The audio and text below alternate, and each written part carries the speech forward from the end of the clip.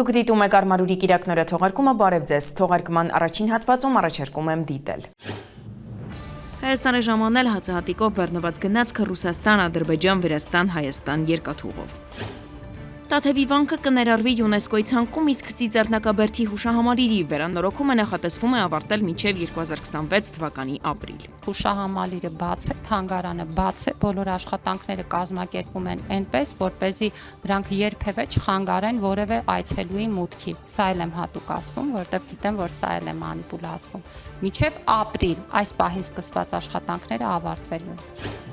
Հիմնանորոգված դպրոցներին հատկացված նոր գույքերը չեն օգտագործվում, դժգոհել է վարչապետը, ինչ է առաջարկել գործադիրի ղեկավարը։ Այսօրվանից սկսած շարունակաբար պատահականության սկզբունքով, չեմ ասում բոլոր տեղերը, բայց պատահականության սկզբունքով հատկապես նորակառույց դպրոցներում պետք է դասալսումներ։ Մենք պետք է գնանք չնախատեսված մտնենք քիմիայի դաս։ Տեսնենք լաբորատոր գույքը օգտագործվում է թե չի։ Կայացել է ինտերնետ կառավարման 10-րդ համաժողովը։ Այսօր մենք կանգնած ենք մի ժամանակաշրջանում, մենք առերեսվում ենք իրավիճակի հետ, երբ արհեստական բանականությունը փոխում է ամբողջական արդյունաբերական ոլորտներ։ Թվային ոլորտը այն ոլորտներից է, որը այսօր ամենաարագն է զարգանում եւ այն ինչ որ այսօր շատ արդի էր, վաղը արդեն արդիական չի։ Թմրամիջոցներ ներքնակներում ՊԿ միջազգային առաքանիներից հայտնաբերել է կոկային տեսակի թմրամիջոց։ Ռուսական ցորենով բեռնված գնացքը ժամանեց Հայաստան, անցնելով Ադրբեջանի եւ Վրաստանի տարածքով։ Հայաստանի կառավարությունից հայտնում են, որ դեպի Հայաստան բեռնափոխադրումների սահմանափակումների վերացումը Ադրբեջանի կողմից կարևոր քայլ է տարածաշրջանային հաղորդակցությունների վերականգնման եւ տնտեսական համագործակցության խթանման ուղղությամբ։ Այն հանդիսանում է Վաշինգտոնում ձեռք բերված պայմանավորվածությունների գործնական իրականացումներից մեկը, նպաստելով Հայաստանի եւ Ադրբեջանի միջև հաստատված խաղաղության ինստիտուցիոնալացմանը։ Նախաձեռնությունն առանձնապես կարևոր է նաև փոխվստահության ամրապնդման եւ խաղաղության օրակարգի առաջ մղման համատեքստում։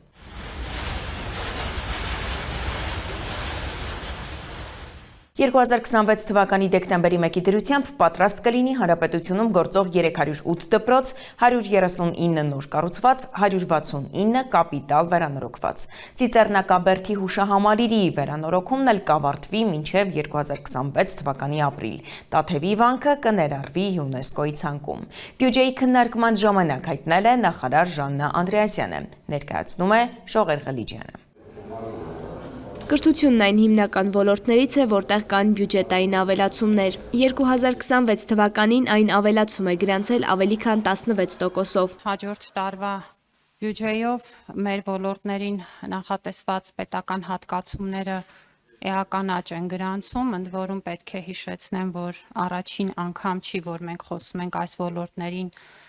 ամեն տարի տրվող հատկացումների աճի մասին, նման միտում նկատվում է կառավարության ծրագրի ողջ ընթացքում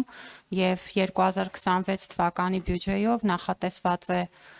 կրթության, գիտության, մշակույթի, սպորտի, երիտասարդության ոլորտներում իրականացնել 200-ից ավել միջոցառումներ, ընդհանուր առմամբ 420 միլիարդից մի փոքր ավել գումարի չափով եւ սա կազմում է 2026 թվականի պետական բյուջեի հատկացումների 11.6%-ը։ Դպրոցաշինության ոլորտում բարեփոխումները շարունակվում են։ Ըստ նախարարի 2026 թվականի դեկտեմբերի 1-ի դրությամբ պատրաստ կլինի Հանրապետությունում գործող 308 դպրոց, 139 նոր կառուցված, 169 կապիտալ վերանորոգված։ 2025-ի 10 ամիսներին դպրոցաշինության ծրագրով մենք կապիտալ ծախսերի 64 միլիարդ կատարողական ունենք, որպեսզի պատկերացնենք, թե ինչպիսին է աճը 23 թվականի ընթացքում, ամբողջ 23 թվականի ընթացքում մեր կատարողականը եղել է 20 միլիարդ, 24-ին 40 միլիարդ, այսինքն կապիտալ ծախսերի կատարողականի առաջընթացը ցույց է տալիս, որ հիմա մենք մեկ եռամսյակում անում ենք այնքան կապիտալ ծախս, ինչքան նախկինում օրինակ անցյալ տարի կարող էինք անել մեկ ամբողջ տարվա ընթացքում։ Կրթական համակարգում այս պահին բարձրագույն կրթություն չունեցող ուսուցիչները 594-ն են։ Նրանք ատեստավորվել են, հավաստել առարկայական իրենց գիտելիքները։ Այս պահին մենք ունենք 6300-ից ավել ուսուցիչներ, որոնք կամավոր ատեստավորված են, էապես բարձրացրել են իրենց վարձատրությունը, 8400-ից ավել ուսուցիչներ դիմել են այս տարի մասնակցելու կամավոր ատեստավորմանը, որը մեկնարկելու է հենց այս շաբաթ։ Սա նշանակում է, որ ուսուցիչների շուրջ կեսը արդեն իսկ կամ կամավոր ատեստավորված է, կամ դիմել է, որ դառնա համակարգի շահառու։ Կապիտալ վերանորոգումները կրթության ոլորտից մշակույթի ոլորտ են ձգվում։ Նախարար Անդրեասյանը ներկայացնում է մշակութային բարեփոխումները։ Մեր ներդրումներն են կապիտալ ծավալի այս ոլորտում։ Ոչ մի կառավարության կողմից մշակույթի ոլորտում այս ծավալի ներդրումներ չեն արվել։ Եվ ես կուզեմ ընդհանրապես օրինակ թվարկել ինչ գույք լուսաձայնային սարքավորումներ, այլ անհրաժեշտ պարագաներ ենք ձեռք բերել մեր տարբեր թատրոնների համերգասրահների համար։ Սա ոչ թե կոնկրետ անձանց, կոնկրետ նպատակներով ուղղված աջակցության ծրագրեր են, բարեգործական միջոցներով, որոնք ավելի շատ PR-ին են ուղղվել, քան բովանդակային աշխատանքին, այլ սա հետևողական պետական ջանք է, որը դրվում է մշակութային կյանքի որակը փոխելու։ Հուշարձանների պահպանումը ԿԳՄՍ նախարարության օրակարգում է։ Տաթևի վանքը կներառվի ՅՈՒՆԵՍԿՕ-ի ցանկում։ Տաթևի մասով, այո, մենք ուրեմն ուժեղացված պաշտպանության ցանկում ներառելու հայտը ներկայացրել էինք արտաքին գործերի նախարարություն, հիմա աշխատանք է ընթանում նախնական ցանկից հիմնական ցանկ հուշարձանը տեղափոխելու ուղղությամբ եւ կարծում եմ, որ եկող տարվա ընթացքում այդ աշխատանքները կամփոփենք, ընդ որում ուզում եմ հիշեցնել, որ ՅՈՒՆԵՍԿՕ-ում ուրեմն ցանկերում հուշարձաններ ընդգրկելու մեր քաղաքականությունը մենք սկսել ենք առաջին հերթին բյուջետային նման միջոցառում նախատեսելով, որը ստեղծել է հնարավորություն, որ դա դառնա ամենօրյա աշխատանք։ Նախարարի խոսքով Ծիծեռնակաբերդում վերակառուցման աշխատանքները ընթացքի մեջ են։ Վերակառուցումը կավարտվի մինչև 2026 թվականի ապրիլը։ Գիտեմ, որ շատ են մանիպուլյացիաները եւ դրանք հենց այդ բառով էլ կոչում է մանիպուլյացիա, որովհետեւ իրականում այնինչ արվում է հիմա Ծիծեռնակաբերդում մույթերի վերականգնման հետ կապված նորություն չի տեխնոլոգիական իմաստով նաև 2015 թվականին այդ նույն տեխնոլոգիայով ուրեմն իրականացվել է հուշասյան վերանորոգումը նույն տեխնոլոգիայով։ Եվս մեկ անգամ ասում եմ ու խնդրում եմ այս եթե դեռևս է տարածվում է, այդ ապատեղեկատվությունը առնվազն դադարեցնել եւ մինչեւ ապրիլ Սա էլ եմ հատուկ ասում, որովհետև գիտեմ, որ սա էլ է մանիպուլացվում։ Մինչև ապրիլ այս պահին սկսված աշխատանքները ավարտվելու են։ Շարունակելով ներկայացնել կրթական բարեփոխումները, նախարարն ընդգծում է. Ակադեմիական քաղաքի տեխնոլոգիական կլաստերը մինչև 2030 թվականը կգործի։ Կլինեն ուսանողական հանրակացարաններ եւ բավարար պրոֆեսորադասախոսական կազմ։ Շողեր Ղրիջյան, Արմալուր։ Հիմնանորոգված դպրոցներին հատկացված նոր գույքերը չեն օգտագործվում։ Կառավարության նիստում դժգոհել է վարչապետը։ Ըստ Փաշինյանի խնդիրը վերաբերում է նաև լաբորատորիաներին։ Անդրադառնալով ուսուցիչների վարձատրման հարցին Փաշինյանը վստահեցրել է, որ Հայաստանում ուսուցիչը կարող է ստանալ 700,000 դրամ եւ ավելի վարձատրություն։ Գործադիրի նիստից մանրամասները ներկայացնում Հասմիկ Վահրադյանը։ Հանրակրթական օբյեկտների շինարարության եւ գույքի ձեռքբերման ֆինանսավորման համար կառավարությունը 2025 թվականի պետական բյուջեում վերաբաշխում կկատարի 1 միլիարդ 854 միլիոն 791 հազար դրամի չափով, որից 500 միլիոնը կտրամադրվի կառավարության պահուստային ֆոնդից։ Զեկուցում է կրթության, գիտության, մշակույթի եւ սպորտի նախարարի տեղակալ Արթուր Մարտիրոսյանը։ Կառավարության պետական բյուջեով 300 դպրոցի 500 մանկապարտեզի կառուցման վերակառուցման նորոգման եւ գույքով ապահովման ծրագրի ճշտված բյուջեն կազմում է 125.4 միլիարդ դրամ։ Ծրագրի շրջանակներում հաստատված ցանկերում ներառված օբյեկտներում շինարարական աշխատանքների մեկնարկման, պատշաճ իրականացման, ինչպես նաեւ ավարտված օբյեկտների գույքով ապահովման նպատակով սույն նախագծով հատկացվում է 1 միլիարդ 761 միլիոն 524 հազար 800 դրամ, որն ուղղվելու է թվով 4 մանկապարտեզների կառուցման հիմնանորոգման աշխատանքների կազմակերպման նպատակի նպատակին եւ թվով 16 մանկապարտեզների գույքով ապահովման նպատակին։ 300 դպրոց 500 մանկապարտեզ ծրագրի շրջանակներում կառավարությունը 2025-ի համեմատ 2026-ին ավելի շատ հատկացումներ կտրամադրի։ Այս ծրագրում կառուցման վերակառուցման նորոգման եւ գույքով ապահովման այսօր աշխատանքներ են տարվել, կառուցման եւ կապիտալ նորոգման աշխատանքներ եւ տարվում են 357 դպրոցներում։ Պետք է նշեմ, որ 26 թվականի բյուջեում այդ նպատակին ուղղված միջոցները ել ավելի են աճել, կազմելով շուրջ 150 միլիարդ դրամ, ինչը 51.2%-ով ավելին է, քան այս տարվա ֆինանսավորումը։ Իսկ ծրագրի շրջանակներում շինարարական աշխատանքները, պարոն վարչապետ, արդեն իսկ ավարտված են 60 դպրոցում եւ որոնցից 35-ը կառուցված, 25-ը նորոգված եւ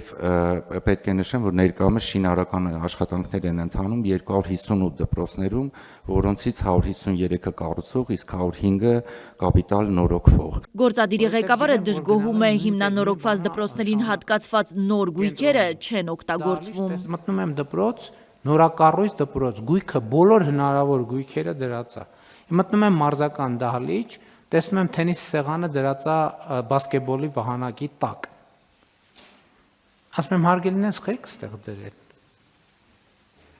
Բա ոնց է, ասենք լավ, հələ հասկացա թենիս կխաղան երեխեք, բա բասկետբոլ ոնց են խաղալու։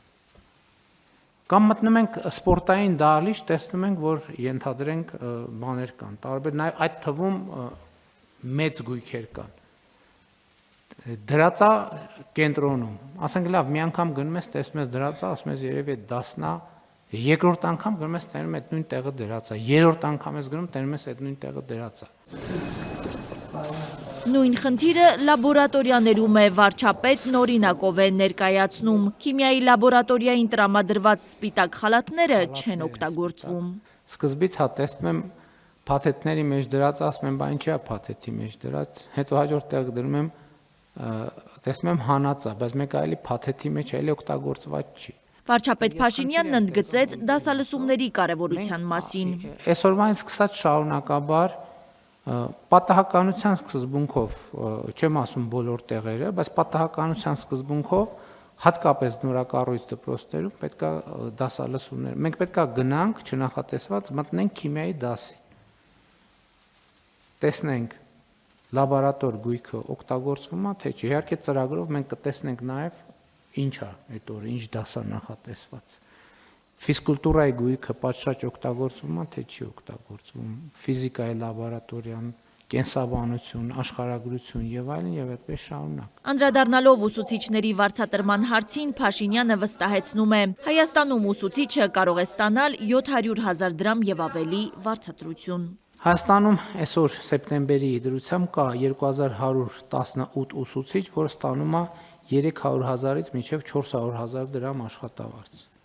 863 ուսուցիչ ստանում է 400.000-ից մինչև 500.000 դրամ աշխատավարձ։ 109 ուսուցիչ ստանում է 500.000-ից ներողություն եմ խնդրում, ոչ թե վարձատրություն։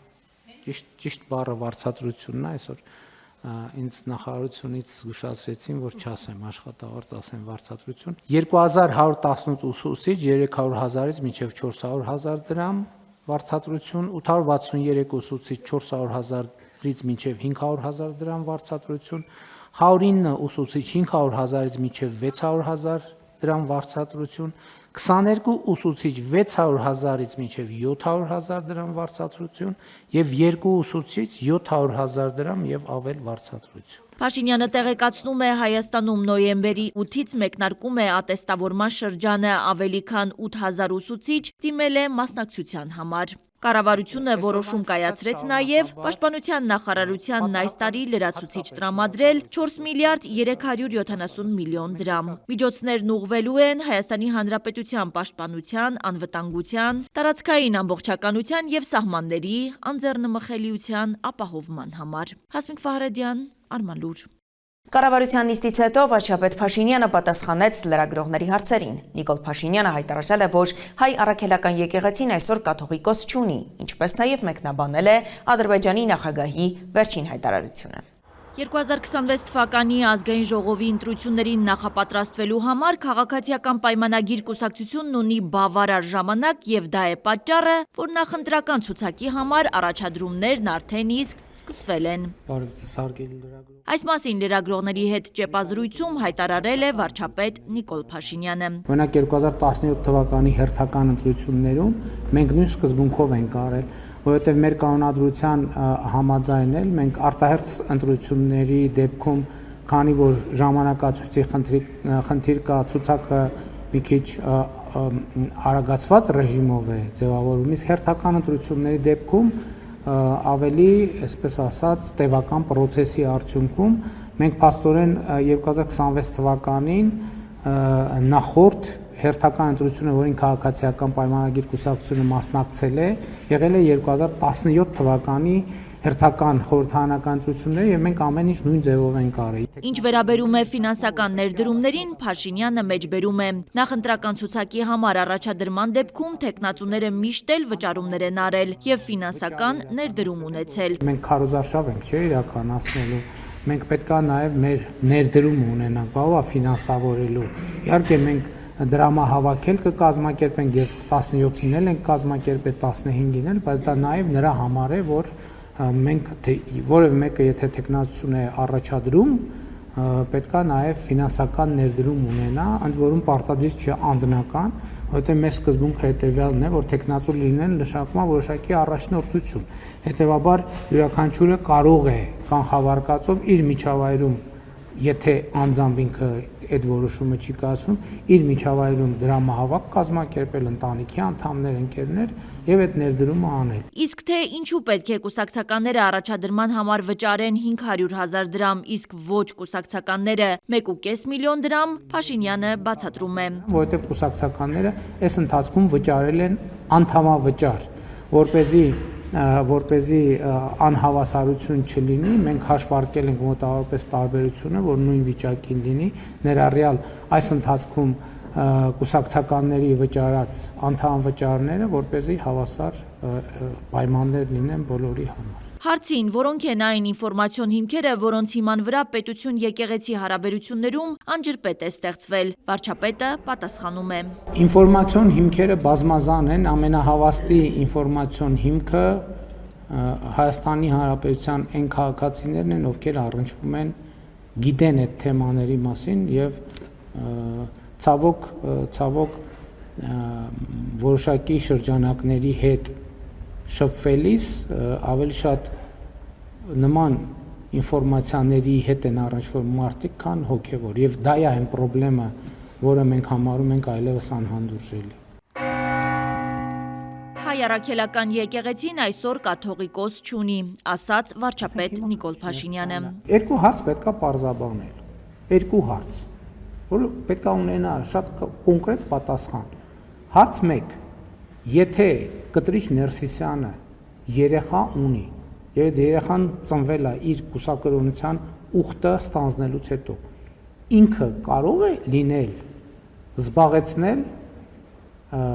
ամենայն հայոց կաթողիկոսի գահը։ Այս հարցը ինչի չի հնչում Հայաստանում։ Այսինքն որը մեկ ինչի չի որևէ փորձագետի, մասնագետի մայր աթոռի ներկայացուցիչ է հարցը տալիս,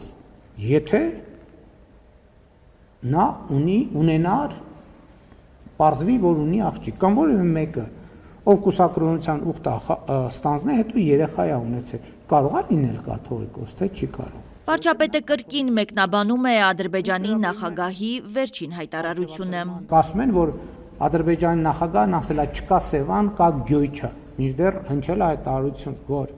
ցարական ժամանակների քարտեզում Սևան չկա,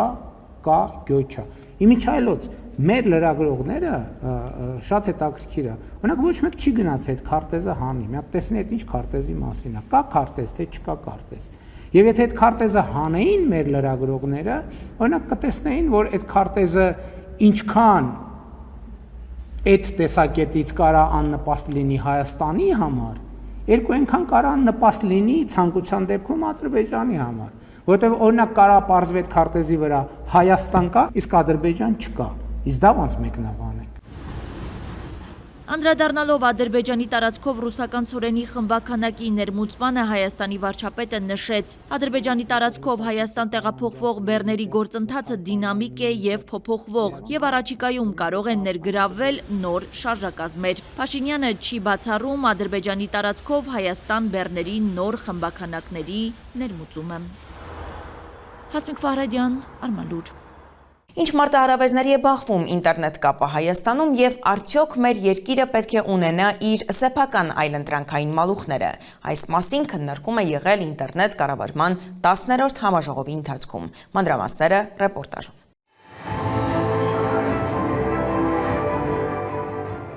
Հայաստանի ինտերնետ դիմակայունության, թվային քաղաքականության, ինտերնետ կապի առաջընթացի ու մարտահրավերների քննարկումներ ինտերնետ կառավարման Հայաստանյան 10-րդ համաժողովի օրակարգում։ Թվային ենթակառուցվածքները եւ կիբերանվտանգությունը այս տեսակետից կարևորագույն խնդիր են, որ պետք է լուծվեն, որովհետեւ հարմարավետությունը, նույն արհեստական բանականության հեղափոխական հնարավորությունները, որ կենցաղում հնարավոր է մեզ բերել բազմաթիվ հնարավորություններ, ոչ միայն կենցաղում, գիտության մեջ,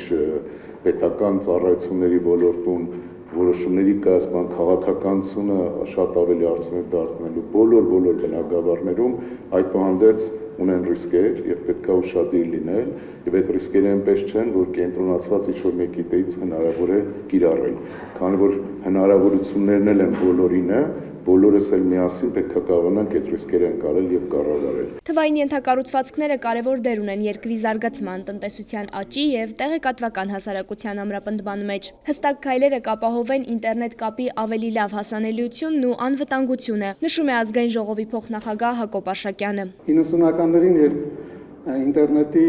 այսպես հանրայնացումը սկսեց լայն գործածություն գտնել աշխարհում,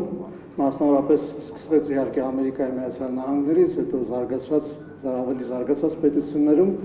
դա իր արձագանքը գտավ Հայաստանում եւ աշխարհի այս մյուս կողմում, արդեն երևի թե 2000-ականներին, երբ այն սկսեց ազդել լայն հասարակության, կենցաղի, սոցիալ հոգեբանության,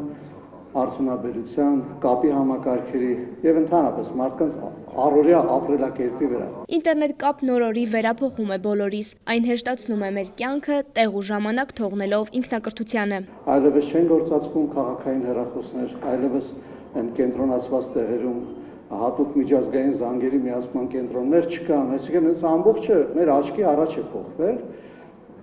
եւ հասարակությունն է փոխվել, զարգացում ապրել։ Փոխվել են կրթական համակարգերը, փոխվել է ամեն ինչ, այսինքն ինտերնետը մեր կյանքում նոր հնարավորություններ է բացել։ Այսօր մենք կանգնած ենք մի ժամանակաշրջանում, մենք առերեսվում ենք իրավիճակի հետ, երբ արհեստական բանականությունը փոխում է ամբողջական արդյունաբերական ոլորտներ։ Այն իհարկե արդեն իսկ մեր կյանքում, առօրյա կյանքում առկա է, բայց դրա ներկայությունը ես կարծում եմ, որ առաջիկա տարիների ընթացքում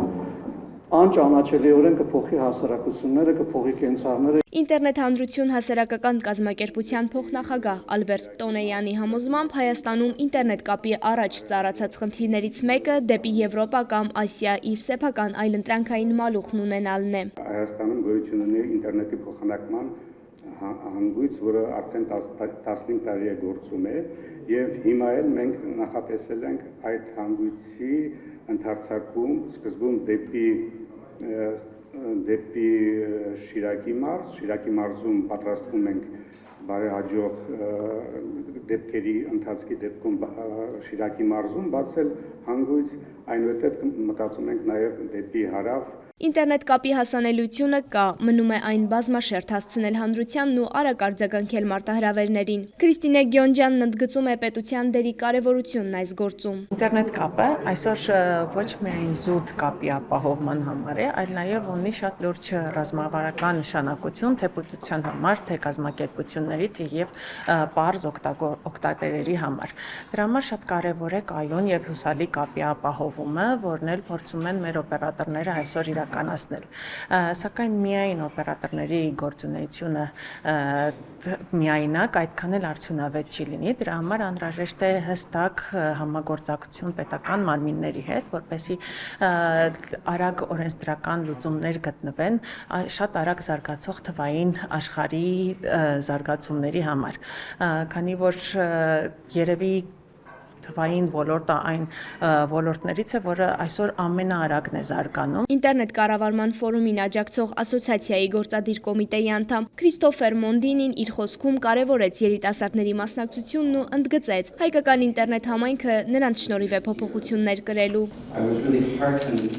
Ես իսկապես ուրախ եմ այս համագործակցության համար, երբ անհատ մարդիկ իրենց փորձառությամբ, հետաքրքրություններով եւ ուշադրությամբ ներդրում են ունենում ինչպես կարող է ինտերնետը ծառայել իրենց համայնքին, երկրին, հասարակությանն ու ամբողջ աշխարհին։ Դա ինձ լավատեսություն է ներշնչում։ Շատ հաճելի է տեսնել, որ շատ երիտասարդներ թե այստեղ, թե իմ կազմակերպությունում ներկա են եւ մասնակցում են ծրագրերին։ Ես վաղուց գիտեմ, որ հայկական ինտերնետ համայնքը ձեր հրաշալի առաջնորդների շնորհիվ մեծ փորձ կունենա այսպիսի ոլորտներում։ Ինտերնետ կապի ապահովումն անընդհատ ստեղծում է նոր մարտահրավերներ։ Վերջինիս հասանելիությունն ապահովելու նպատակով պետք է ժամանակի ընթացքում փնտրել ու գտնել նոր տարբերակ՝ արբանյակային ինտերնետ կամ այլընտրանքային մալուխային երթուղիներ։ Շողեր Ղլիջյան, Կարապետ Կարապետյան, Արմալուր։ Թմրամիջոցներ ներքնակներում ՊԵԿ-ը միջազգային առաքանիներից հայտնաբերել է կոկային տեսակի թմրամիջոց։ Այլ մանրամասներ ՊԵԿ-ի տեսանյութում։ Օրերս պետական եկամուտների կոմիտեի մաքսանենգության դեմ պայքարի վարչության աշխատակիցները էլեկտրոնային առևտրի եւ օդային տրանսպորտով իրականացվող փոխադրումների վարչության աշխատակիցների հետ համատեղ մաքսային զննման են ենթարկել Հայփոստ Փակbaşնտիրական ընկերության միջոցով Իսպանիայի թագավորությունից Հայաստանի Հանրապետություն ներմուծված երկու առաքանի։ Արդյունքում կենդանիների համար նախատեսված միանման ներքնակներից հայտնաբերվել են 178 գրամ եւ 250 գրամ քաշով պոլիէթիլենային տոպրակներ, լցված կոկային տեսակի թմրամիջոցներով։ Պարզվել է նաեւ, որ առաքանիների հասցեատերերը բնակվում են տարբեր քաղաքներում եւ առաջին հայացքից իրար հետ որևէ առնչություն չեն ունեցել։ Հայտնաբերված զանգվածների նմանությունը սակայն կասկած է հարուցել մաքսանենգության դեմ պայքարի վարչության աշխատակիցների մոտ եւ առաքանիները հնարավոր ստացող անձանց վերաբերյալ իրականացվել են համապատասխան ուսումնասիրություններ։ Վարչության օպերատիվ հետախուզության բաժնի աշխատակիցները համագործակցելով Հայփոստի անվտանգության աշխատակիցների հետ ձեռնարկել են անհետաձգելի օպերատիվ հետախուզական միջոցառումներ 178 գրամ կոկայինի փոխարեն նմանատիպ այլ զանգվածների պարունակությամբ փոխարինված միջազգային սուրհանդակային առաքանին ստանալուց հետո Երևան քաղաքում թմրամիջոցի մաքսանենգություն կատարելու անմիջական ցակացիմնավոր կասկածով ձերբակալվել եւ մաքսանենգության դեմ պայքարի վարչություն են տեղափոխվել Հայաստանի Հանրապետության քաղաքացիներ ԱՍ-ն եւ ԱԵ-ն։ Նրանցից մեկը անձնակախուզարկության ընթացքում ներկայացրել է լիցքավորված թմբուկավոր հրազենային ատրճանակ։ Ձերբակալված անձինք ներկայացվել են քննչական կոմիտեի տնտեսական հանցագործությունների եւ մաքսանենգությունների քննության գլխավոր վարչություն, որտեղ Հայաստանի Հանրապետության քրեական օրենսգրքի 393-րդ եւ 399-րդ հոդվածների հատկանիշներով նախաձեռնված քրեական վարույթի շրջանակում ձերբակալվել են։ Հայփոստի անվտանգության աշխատակիցների հետ համատեղ օպերատիվ հետախուզական միջոցառումները շարունակվել են։ 250 գրամ կոկային տեսակի թմրամիջոցի փոխարեն այլ զանգվածներով փոխարինված միջազգային սուրհանդակային առաքանի ստանալուց հետո Դիլիջան քաղաքում էլ ձերբակալվել եւ մաքսանենգության դեմ պայքարի վարչություն է տեղափոխվել Հայաստանի Հանրապետության երկու քաղաքացի։ Ձերբակալվածները ներկայացվել են քննչական կոմիտեի տնտեսական հանցագործությունների եւ մաքսանենգությունների քննության գլխավոր վարչություն, որտեղ նախաձեռնված քրեական վարույթի շրջանակում վերջիններս ձերբակալվել են։ ՊԵԿ մաքսանենգության դեմ պայքարի վարչության օպերատիվ հետախուզության բաժնի եւ քննչական կոմիտեի տնտեսական հանցագործությունների եւ մաքսանենգությունների քննության գլխավոր վարչության աշխատակիցների համատեղ ձեռնարկած լայնածավալ քննչական եւ օպերատիվ հետախուզական միջոցառումների արդյունքում պարզվել է, որ նշված առաքանիներում հայտնաբերված կոկային տեսակի թմրամիջոցների Հայաստանի Հանրապետություն տեղափոխումը եւ այնուհետեւ դրանց ստացումը կազմակերպել ձերբակալված ԱԵ-ն։ Քրեական վարույթի շրջանակներում ձերբակալված անձանց բնակության վայրերում իրականացվել են խուզարկություններ, հայտնաբերվել են քրեական վարույթի համար կարևոր նշանակություն ունեցող առարկաներ։ Դատարանի համապատասխան որոշումների հիման վրա ձերբակալվածներից 3-ի նկատմամբ որպես խափանման միջոց է ընտրվել կալանավորումը, իսկ մեկ անձի նկատմամբ կիրառվել է վարչական հսկողություն։ Պետական եկամուտների կոմիտեի տեղեկատվության եւ հասարակայնության հետ կապերի բաժին։ Երևանի քրեական ոստիկանները բացահայտել են բնակարանային գողություն։ Գողոնն ամբողջությամբ հայտնաբերված է։ Մանրամասները ոստիկանությունն է պատմում։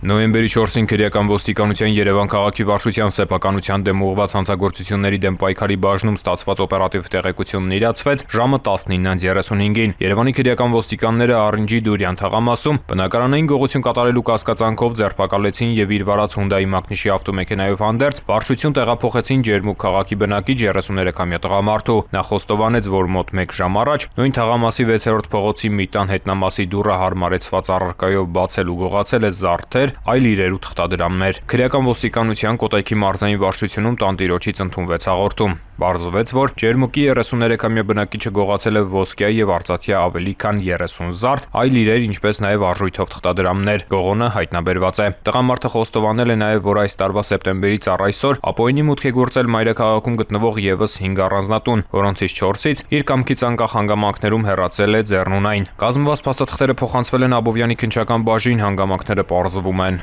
Ծանուցում ենթադրյալ հանցանքի մեջ կասկածվողը կամ մեղադրվողը համարվում է անմեղ, քանի դեռ նրա մեղավորությունը ապացուցված չէ Հայաստանի Հանրապետության քրեական դատավարության օրենսգրքով սահմանված կարգով, դատարանի օրինական ուժի մեջ մտած դատավճռով։ Թողարկման երկրորդ հատվածում առաջարկում եմ դիտել։ Գրիպի A և B տեսակներ, ադենովիրուսներ, կորոնավիրուս Հայաստանում սուր շնչերական վարակների ակտիվությունը պահպանվում է, թիրախում մանկահասակներն են։ Ռենտգեն կատարելուց հայտնաբերվել է բրոնխիտ, որպես բարդություն սուր շնչական վիրուսային վարակի, երեխան ստանում է համապատասխան բուժումը, արդեն դեպի լավն է գնում, հակաբիոտիկ է ստանում եւ կա դրական դինամիկա։ Աշտանային ցրտերը չեն խանգարում ջերմատների մշակմանը, գյուղացին գտնում է ելքը ըստ սեզոնի, փոխելով մշակաբույսերն ու հարմարեցնելով փոփոխվող ջերմաստիճանին։ Տարին մոտ 2-3 անգամ կարող ենք բույս աճացնել մեջը։ Օրինակ այնտեղ պոմիդոր է եղել գարունը, վարունգեր, հիմա պատրաստում եմ մարոլի։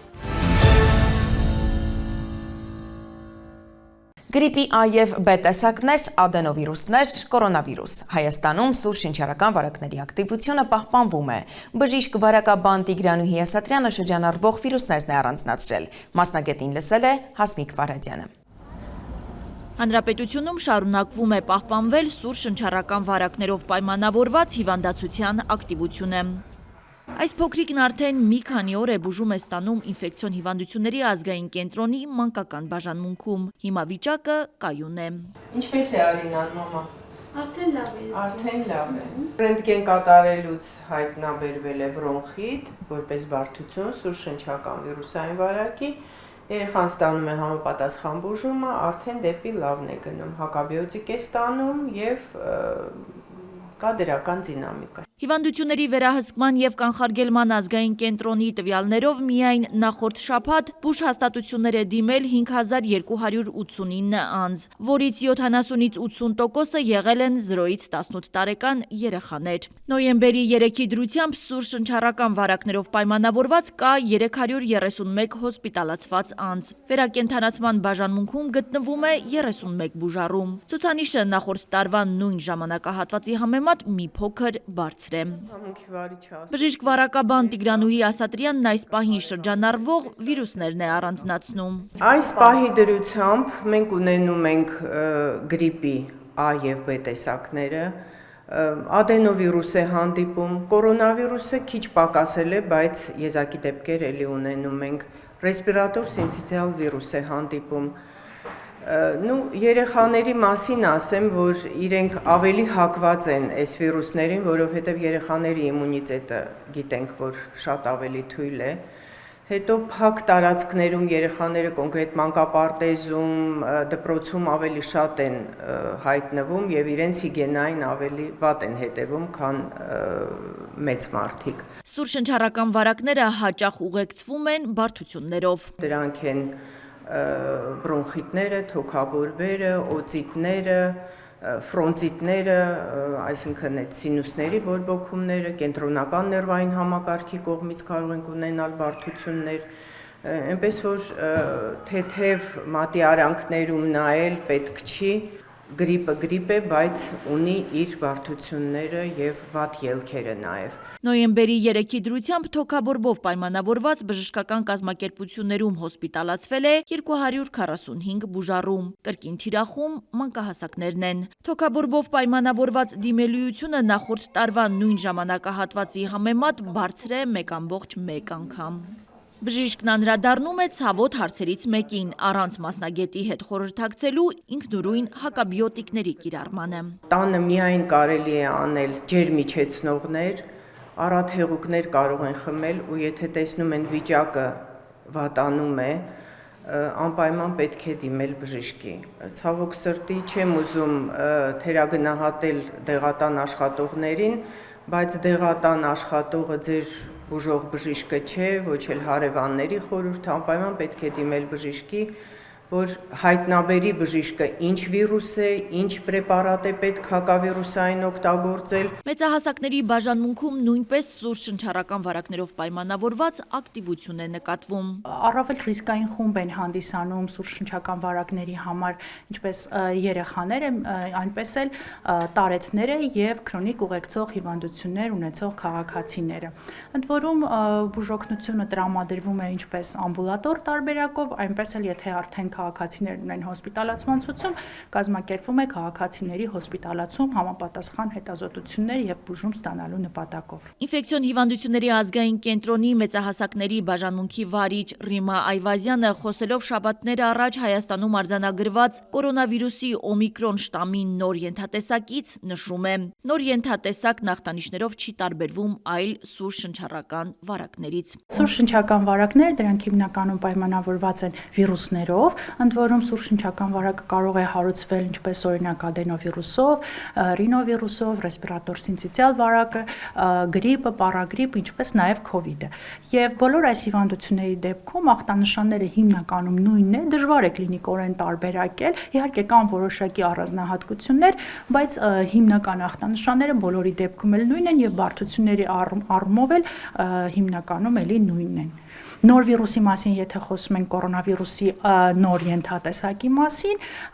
ելի եմ ասում, որ ախտանշաններով ոչինչով չի տարբերվում այլ սուր շնչական վարակներից։ Վիրուսային հիվանդությունների կանխարգելման ամենաարդյունավետ միջոցը շարունակում է մնալ պատվաստումը։ Պատվաստանյութերը նվազեցնում են բարդությունների ռիսկն ու հիվանդության ծանր ընթացքը։ Հասմիկ Ֆարադյան, Կարապետ Կարապետյան, Արմալուր։ Աշնանային ցրտերը չեն խանգարում ջերմատնային մշակմանը։ Գյուղացին գտնում է ելքը ըստ սեզոնի փոխելով մշակաբույսերն ու հարմարեցնելով փոփոխվող ջերմաստիճանին։ Թե ինչ խնդիրների են բախվում ջերմատուն ունեցողները, պարզել է Շողեր Ղալիջյանը։ Արմավիրի մարզի Զարթոնք բնակավայրն է։ Ղազարյանների ընտանիքին պատկանող ջերմոցում ենք։ Գյուղացու կատարած աշխատանքի ու ջերմատնային գործի մասին է պատմում հենց ինքը Էդգար Ղազարյանը։ Զբաղվում եմ մոտ 7 տարի, 10 տարի կարելի ասել